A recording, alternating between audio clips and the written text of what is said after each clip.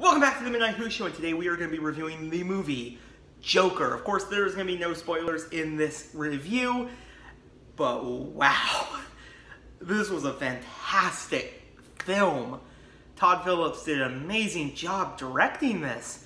Now, of course, you know, this is, of course, an origin story for the Clown Prince of Crime, and this movie is dark and a little bit disturbing at times, but it is definitely just thought-provoking, you know, the questions it brings up. And of course, it basically is an origin story for a Joker, which I think is really fascinating idea to begin with. It's really a character study of how Arthur became the Joker and what kind of pushed him.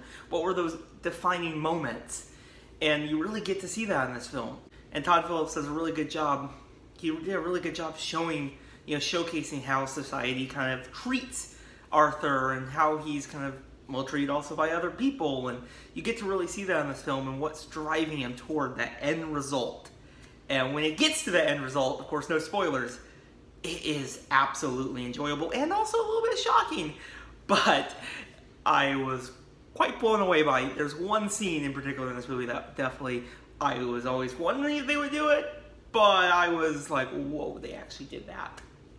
Now, of course, the big props to this movie goes to, of course, Joaquin Phoenix. He did an amazing job portraying Arthur Fleck, and a little bit of the Joker too. He does a really good job showing, you know, showcasing the mindset of Arthur and kind of how the world around him is basically treating him, and you get to see it through his perspective, and the film does a really good job with that. But yeah, overall, I really enjoyed Joker. You know, I really think the story is just really good. I also like how this film just felt so different to, you know, what we think of comic book movies, because this is not really a comic book movie. You know, of course, has Joker, you know, the character of the Joker, but what they do in this film more feels like, you know, kind of a very slow driven character study into madness, and this film does a really good job with that. And it's definitely a rated R comic book movie, 3-1, and it definitely lives up to that R rating. But to me, if you walk into this thinking this is just going to be a normal comic book movie about the Joker, you're gonna get something a little bit different. It's more of that character study, you know, into that. Because, you know, he's not quite the Joker quite yet, and I'm not going to go into a little bit of that quite yet.